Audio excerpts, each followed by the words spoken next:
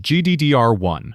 Every GPU needs memory, a place to store all the image data it processes every second. GDDR, which stands for Graphics Double Data Rate, is the type of memory built specifically for that job. It was first introduced commercially by Samsung in 1998, originally called DDR-SG RAM, synchronous graphics RAM with double data rate transfers. The name GDDR came later, but the idea was the same. Standard computer memory was too slow and too general for what graphics cards needed. GDDR ran at modest clock speeds by today's standards, built on the same foundational technology as early DDR SD-RAM, and could transfer data twice per clock cycle, once on the rising edge of the signal, once on the falling edge. The first GDDR1 graphics card was the GeForce 256, later followed by the GeForce 3 and then the ATI Radeon 8500. For its time, that was a meaningful step forward. It proved that GPUs needed their own dedicated memory type, built around raw bandwidth above everything else.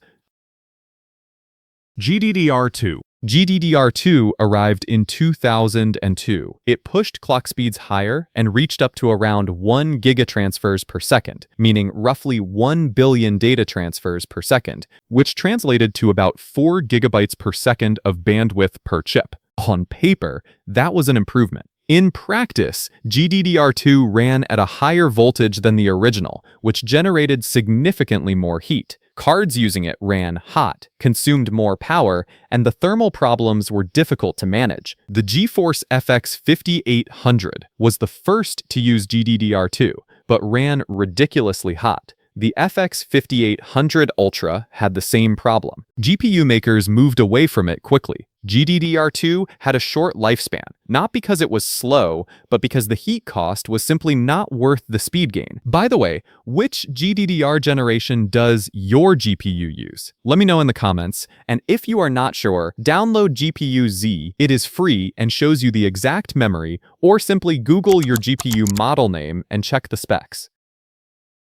GDDR3. GDDR3 launched in 2004 and solved the main problem GDDR2 had. It ran at a lower voltage, which meant much less heat and better power efficiency. Bandwidth improved to up to 8 gigabytes per second. GPU makers adopted it widely, and it stayed relevant for years. It also appeared in mainstream consumer hardware in a significant way. The Xbox 360 used 512 megabytes of GDDR3 as its unified system and graphics memory, and the PlayStation 3 used 256 megabytes of GDDR3 dedicated to its GPU alongside a separate pool of system memory. That means even people who never owned a gaming PC had GDDR3 running inside their living room. It was the first GDDR generation to achieve truly broad adoption across both high-end graphics cards and mass-market consumer electronics. The GeForce FX 5700 Ultra was technically the first card with GDDR3, but it wasn't official. Third-party manufacturers just swapped the memory in, and NVIDIA themselves made it official later with the GeForce 6800 Ultra. GDDR4. GDDR4 came out in 2006. It offered slightly higher bandwidth than GDDR3, reaching up to around 9 gigabytes per second. The improvement was real, but modest. NVIDIA chose not to use it at all. AMD used it in a small number of graphics cards from the Radeon HD 2000 family, specifically the HD 2600 XT, and certain configurations of the HD 2900 XT and HD 2900 Pro. Then, GDDR5 arrived shortly after and made GDDR4 immediately obsolete. It never had the chance to establish itself. Most people in the GPU space refer to GDDR4 as the forgotten generation. It existed, it worked, but it left almost no lasting impact on the industry.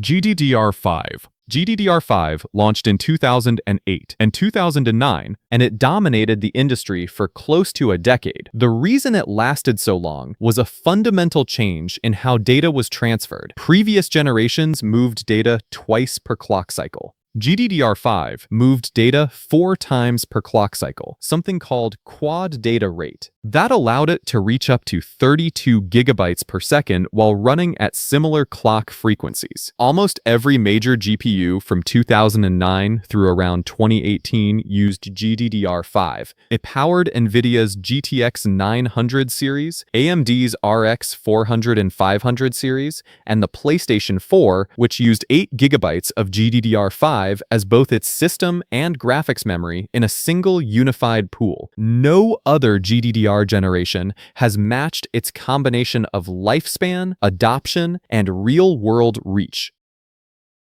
GDDR5X. GDDR5X was introduced in 2016, developed by Micron. It was not a full new generation. It was a targeted upgrade to GDDR5, designed to push speeds higher while GDDR6 was still being finalized. It reached up to around 14.5 gigatransfers per second and nearly 58 gigabytes per second of bandwidth. NVIDIA used it in the GTX 1080 and the Titan XP. AMD did not adopt GDDR5X at all, and it appeared in only a handful of products overall. Its main contribution was proving that much higher data rates were achievable, which helped define what GDDR6 would need to deliver.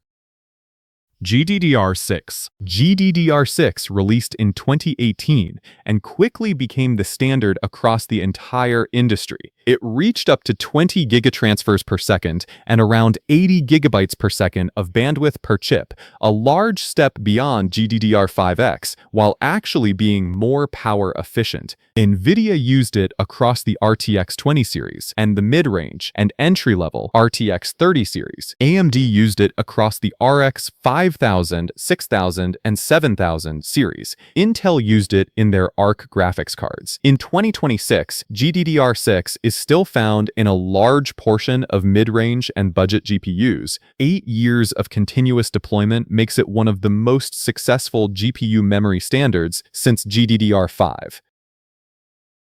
GDDR6X. GDDR6X launched in 2020, again developed by Micron, used exclusively in NVIDIA's high-end RTX 30 series and later the RTX 40 series flagship cards. AMD did not adopt GDDR6X. The key change was how data was encoded onto the signal. Standard GDDR memory uses 2 voltage levels to represent a 0 or a 1. GDDR6X introduced a method called PAM4, Pulse Amplitude Modulation 4, which uses 4 distinct voltage levels instead of 2, allowing 2 bits of data to be encoded per signal cycle. That pushed speeds to around 23 gigatransfers per second and up to 92 gigabytes per second. The trade-off is that managing 4 voltage levels requires higher precision, and this can cause instability in some hardware configurations under heavy load. GDDR7. GDDR7 was standardized in early 2024 and first appeared in consumer GPUs in early 2025 with NVIDIA's RTX 50 series. It starts at 28 gigatransfers per second in first-generation products, with 32 gigatransfers per second chips already in mass production, and the roadmap extending toward 48 gigatransfers per second. It uses a signaling method called PAM3, which works with 3 voltage levels, rather than GDDR6X's PAM4. Fewer levels means the signal is easier to interpret cleanly, which results in better stability and noise tolerance. On the RTX 5090, which pairs GDDR7 with a wide 512-bit memory bus, total bandwidth reaches around 1.79 terabytes per second. GDDR7 is also roughly 20% more power efficient than GDDR6 and includes built-in error correction, which matters more as GPUs take on heavier AI workloads. As of early 2025, GDDR7 remains a NVIDIA exclusive in consumer graphics. AMD's RX 9000 series, launched in the same period, still uses GDDR6. Anyway, if you find this interesting or helpful, then you should check out my other videos too. Thank you for watching.